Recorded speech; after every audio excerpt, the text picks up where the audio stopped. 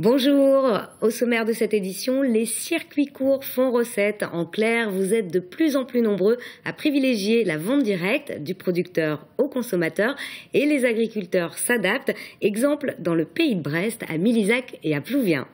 Du côté de Morlaix, l'Auquénolé vient de recevoir le label Arbre remarquable de France, un atout pour valoriser le patrimoine naturel de la plus petite commune du Finistère. Enfin, les cinéphiles ont pu échanger tout le week-end avec le réalisateur Régis Varnier. Il était l'invité d'honneur du festival Feu Croisé à Pinmar. Sophie Lecroisier l'a rencontré. Bienvenue dans ce JT du lundi 17 novembre 2014. Du producteur au consommateur, le principe séduit de plus en plus à tel point que les agriculteurs s'adaptent. Chaque année, en Finistère, sur 120 nouvelles exploitations, une quarantaine s'installent en circuit court. Les explications avec Christophe Boucher. Il y a 4 ans, nous vous présentions Solène Milin. Installée sur l'exploitation familiale, la jeune agricultrice développait son activité de produits fromagers. Depuis, entre les ventes directes sur sa ferme et les marchés le week-end, la demande ne cesse d'augmenter. Autour d'elle, Solène a su fédérer producteurs, maraîchers et même pêcheurs pour écouler 2 fois par semaine en circuit court les productions locales dans un magasin situé sur l'exploitation. Les gens en ont marre d'avoir par exemple une côte de porc qui aura fait le tour de l'Europe avant d'arriver dans leur assiette. L'origine est de plus en plus importante et je pense qu'il faut la mettre en avant. C'est une énorme fierté pour nous de pouvoir dire bon ben voilà. C'est vraiment de la fourche à la fourchette, le produit que vous avez là. Il n'y a pas de tricherie. On est à peu près sûr de ce qu'on va acheter. Que c'est nature, que ça n'a pas été trafiqué, quoi. Difficile de faire plus court, le lait vient de la ferme et la viande de porc de l'exploitation de son oncle. La sœur de Solène transforme la viande, une première pour le producteur qui sera jugé sur la qualité des produits par les clients. Des retours des clients pour savoir ce qu'ils pensent de la viande qu'ils prennent ici. Et donc au fur et à mesure, on pourra s'adapter aussi au type d'animal qu'il faudra peut-être leur fournir par rapport aux demandes des clients. La vente en direct se développe mais reste uniquement une voie de diversification. À Plouvien, Élodie Joubert, élue à la Chambre d'agriculture, produit des fromages issus du lait de ses brebis. Quand on est dans sa ferme, qu'on produit quelques salades, quelques choux pour offrir une diversité à son client, tu n'as pas non plus toujours les épaules assez solides ou la logistique nécessaire pour pouvoir répondre à des demandes de masse. Donc évidemment qu'il y a à côté, il est nécessaire de maintenir une production plus massive, si on peut dire ça, pour répondre à ces demandes plus importantes. Aujourd'hui, 90% de la production locale est exportée hors des frontières de la région. Et à propos de circuits courts, la commune de l'Opérette accueille le lundi 24 novembre les 2e rencontres des filières alimentaires de proximité du pays de Brest. Et pour plus de détails, rendez-vous ce mardi à 19h dans l'émission Eco & Co proposée par Christophe Boucher. Direction le Morbihan, à présent, où les Iliens restent mobilisés. Ils protestent toujours contre la hausse des tarifs des liaisons maritimes. Le Conseil général doit voter ce mardi la nouvelle grille tarifaire. Et parmi les mécontents, il y a les entrepreneurs. En effet, les tarifs du fret vont aussi subir une nette augmentation. Germain Lutz de TB Sud a rencontré des professionnels sur l'île de Groix.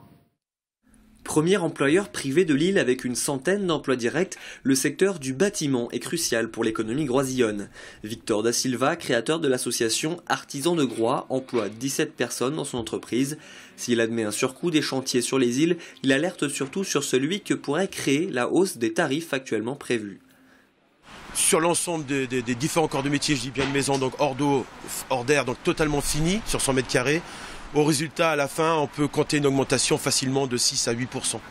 Donc ce qui est quand même énorme. En plus de ça, c'est qu'aujourd'hui, sur les carnets de commandes que nous pouvons avoir, ces augmentations-là sur les chantiers signés, il est difficile aujourd'hui, on se voit difficilement d'aller le réclamer aux gens. Mais pourtant, cet argent-là, ça va être un réel manque. On va vraiment vers la fermeture de beaucoup d'entreprises insulaires et ça, on ne peut absolument pas l'accepter.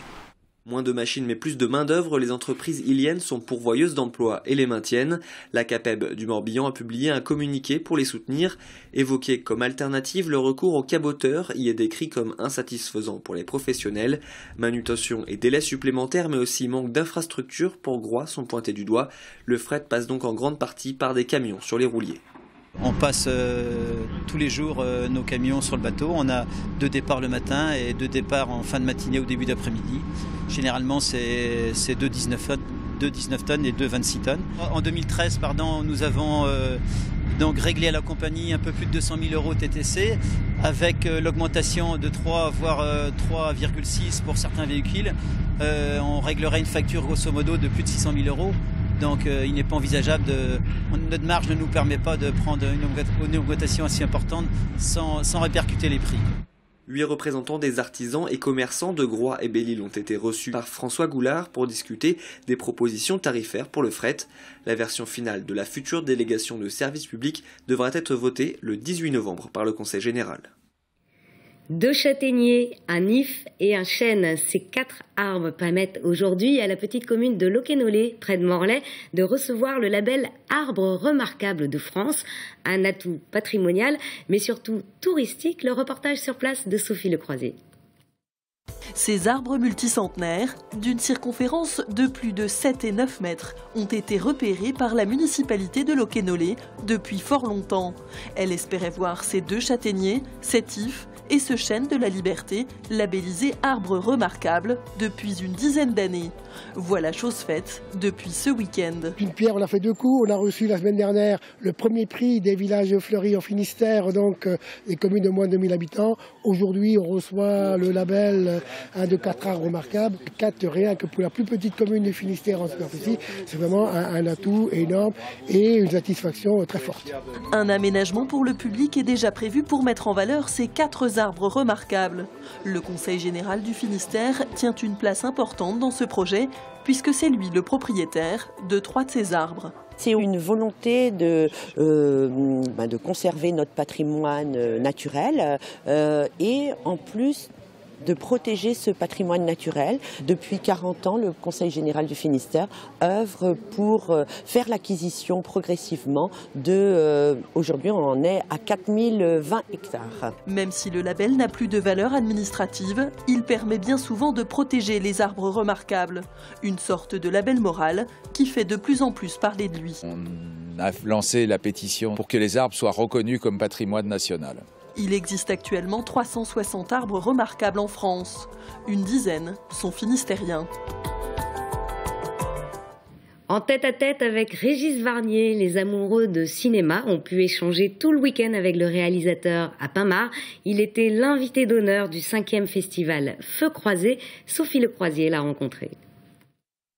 Un homme, une œuvre, c'est le leitmotiv des organisateurs du festival Feu Croisé de Pin-Mare. Régis Varnier a donc été choisi pour 3 jours de rencontres avec le public. Le réalisateur et scénariste français a commencé sa carrière au cinéma en 1972. On lui doit notamment le long métrage Indochine, Une femme française ou encore Est-Ouest. Nous privilégions les réalisateurs cinéphiles, des réalisateurs qui aiment parler de leur cinéma, des réalisateurs proches de leurs acteurs et du scénario. Une invitation que Régis Varnier n'a pas hésité à honorer, même loin des grandes salles de cinéma.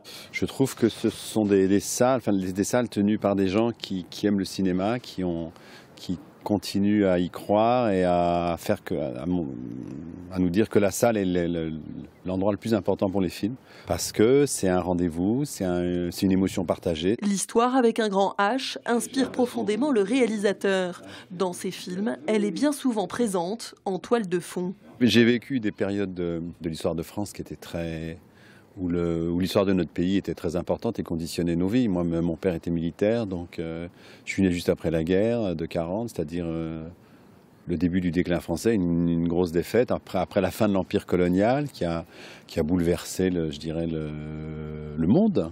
Et puis j'ai grandi dans les guerres d'Asie, la guerre du Vietnam. Ça nous a beaucoup marqué, je pense. 9 films du réalisateur ont été projetés au cinéma municipal d'Eckmühl. Toutes les séances ont été suivies de débats avec Régis Varnier. Un vrai régal, à la fois les films plus les entretiens après avec le réalisateur. C'est le premier réalisateur que je vois où il n'y a pas de film mauvais.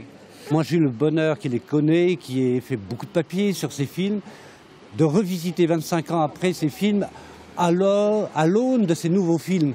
Et ça donne un moment, moi-même j'ai dû prendre 25 ou 30 ans, ça donne un autre regard, une autre lumière et c'est absolument passionnant. Tout de suite on rentre dans les coulisses, on a l'impression d'y être, je trouve ça extraordinaire. Rendez-vous l'année prochaine pour une nouvelle découverte cinématographique, une rencontre faite de confidences entre un réalisateur et son public. C'est la fin de ce JT, merci de nous avoir suivis. On se retrouve demain à 18h30 pour un nouveau point sur l'info locale et régionale. Bonne soirée sur TBO.